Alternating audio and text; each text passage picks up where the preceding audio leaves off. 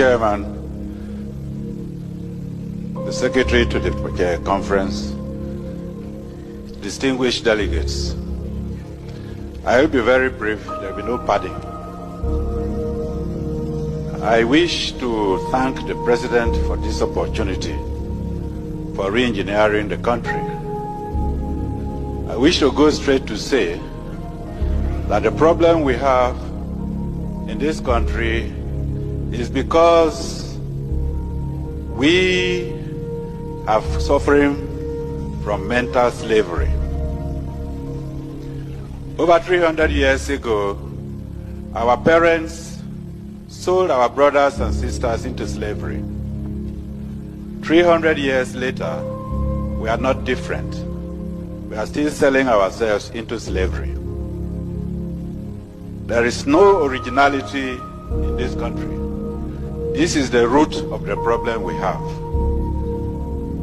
Those days, the price for the slaves were trinkets, beads, gunpowder, gin, thank you very much, and so on. The price today is foreign aids.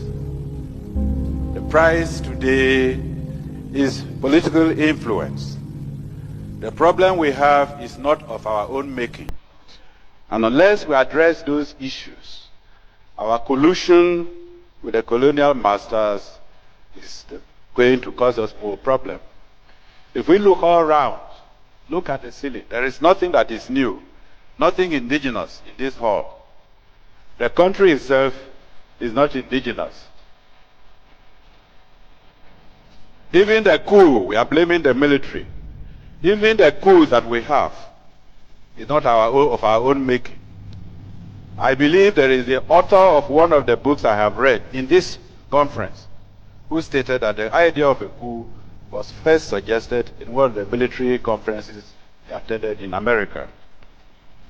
I will go straight to read, with your permission, Mr. Chairman, what the respected Alhaji Shehu Shagari has put in his book. And I ask every member here to get that book, because I know most members here have the book written by Clinton, but they have not put the book, they have not bought the book written by Haji Shehu Shagari. And I'm going to quote what he has written. Quote, I was particularly struck by a conversation I had with a Greek professor attached to an international agency in Geneva. He told me his opinion of why West Europeans were supporting the rebellion against Nigeria. It was, he said, common among Westerners to sympathize with the underdog in any dispute, which in this case happens to be the Eastern Igbo. But what was even more important to the West was that Nigeria was a potential rival power in Africa, a force which had to be checked before it becomes a threat to Western European interests on the continent. The Biafran challenge, accordingly, provided a suitable opportunity to trim Nigeria's growing wings. He said that according to certain estimates, Nigeria was sitting on a keg of oil, which, given a suitable condition, would make it so rich in just 10 years, that is by 1978, that Nigeria would not require any aid from Europe. Indeed, Nigeria would be in a position to assist other African countries, especially the poorer ones, and thus undermine an important basis on which European influence was exercised over them. I underline that. He did not therefore think that Europe would stand idly by and watch Nigeria become to Africa what the United Nations had become to Western Europe.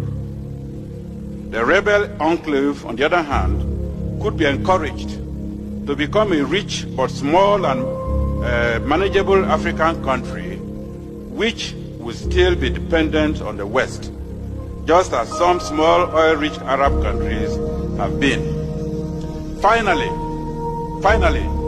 he assured me that whatever happened in the future, the West would never allow Nigeria to develop to a position where its wealth and power would threaten West European interests in Africa. Mr. Chairman, I don't need any comment. Thank you very much. Thank you.